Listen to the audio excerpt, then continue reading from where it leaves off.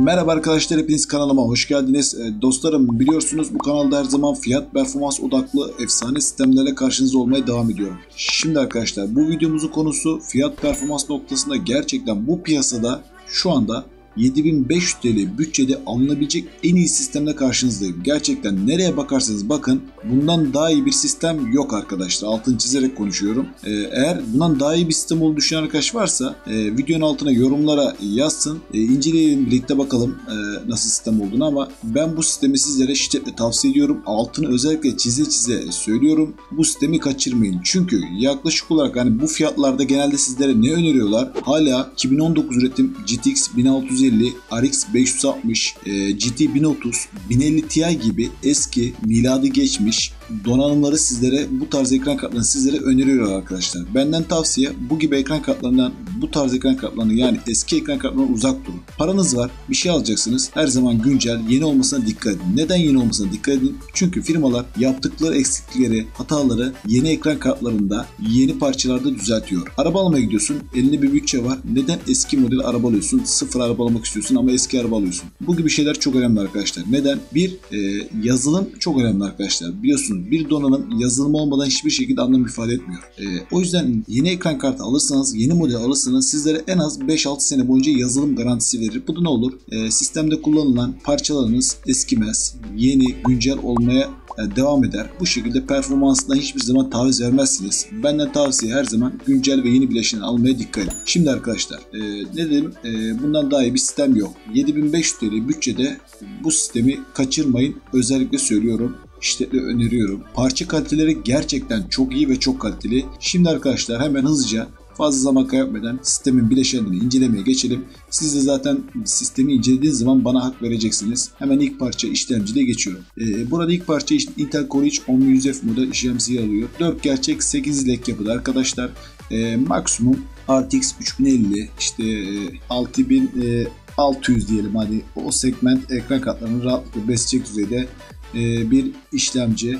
Hani 6600 de sanki biraz fazla kaçar ama 3050 sınırı maksimum diyelim buna. Rahatlıkla besleyecek güzel bir işlemci arkadaşlar. Bu işlemci biliyorsunuz Ryzen 3 4100'den daha iyi. 4500'den bile daha güçlü işlemci. Çünkü oyunlarda daha yüksek FPS veriyor. Bu yüzden bu işlemci arkadaşlar seçmesi çok güzel olmuş. Ben özellikle tavsiye ediyorum. Olduğu gibi bırakabilirsiniz. Anakart tarafında biliyorsunuz H410M chipsetli anakartları oluyor 10. nesil işlemciler. Burada MSI Pro H410M 2933 MHz hız desteği sunan anakart tercih edilmiş. Bence olduğu gibi bırakabilirsiniz. Fiyat performans noktasında mükemmel. Şimdi güzel bir noktaya değiniyoruz arkadaşlar. Burada bu sistemde genelde baktığınızda bu fiyat bareminde hep 8 GB RAM'li sistemler var ama bu sistemde arkadaşlar 8x2 dual kanal 16 GB 3200 MHz RAM tercih edilmiş. Pasif alüminyum soğutmalı Acer Panther'in güzel, stabil, Intel ve AMD'ler uyumlu bir RAM. Bunu olduğu gibi bırakabilirsiniz arkadaşlar. Aşağı inelim. Burada arkadaşlar ekran kartı tarafında çok güzel bir ekran kartı var. Biliyorsunuz oyuncu sistemlerinde ilk önceliğiniz her zaman ekran kartına odaklanmak olsun arkadaşlar. Burada biz de neye odaklanıyoruz? Ekran kartına.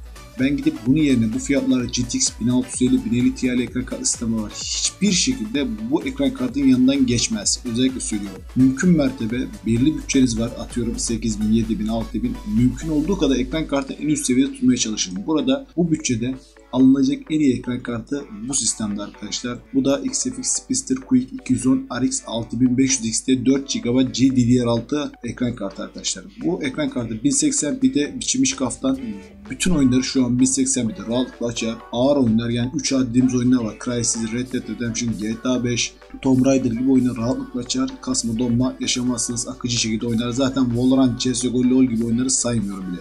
Depolama tarafında ise sistemde arkadaşlar 480 GB Kioxia Exeria'nın, biliyorsunuz Kioxia Exeria modeli Toshiba'nın alt firması. Gayet stabil, güzel bir SSD. 555 okuma, 540 MB yazma değerleri bizlere veriyor. Diğer seçeneklerde kaydediler bir şey yok. Şimdi kasaya geçtiğimizde ise arkadaşlar, burada bakın özellikle söylüyorum. Yarım mesh yapılı, önde 3 tane 12 santim falan da gelen Rainbow Gaming ATX kasa var. Şimdi bu kasa genelde kasayı biliyorsunuz sistemi koruyor. Hani bu konuda güzel. Önde mesh olması da avantaj. Bu kasa işimizi görür arkadaşlar. Alttaki seçeneği bence isteyenler alabilir ama bana kalsa gerek yok. Çünkü bu da yarı 5 yapılı bir kasa. İşte burada önemli nokta, bu kasa Hyper firmasının kasasının içinde gelen güç kaynağı olsaydı bu sistem belki buradan bir gol yiyebilirdi. Ama ne yapmış ince hesap arkadaşlar? İşte can alıcı nokta burada. FSP Hyper 80 Plus Pro 550 Watt 80 Plus, dediğim gibi beyaz 120 mm fanla gelen, sessiz fanla gelen bir güç kaynağı. FSV biliyorsunuz arkadaşlar, Japon kapasitörleri çok kullanıyor. Çok kaliteli bir firma. Uzun yıllar bu güç kaynağını kullanırsınız.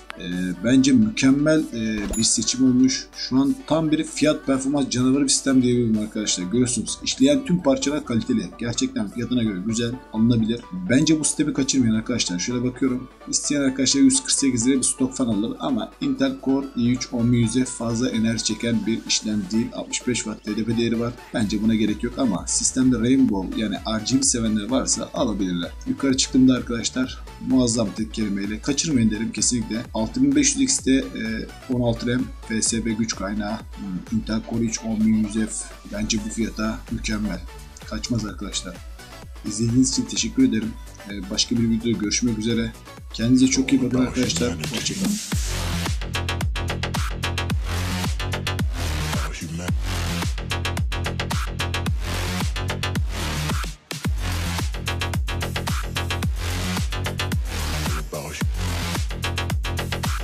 It's all about humanity.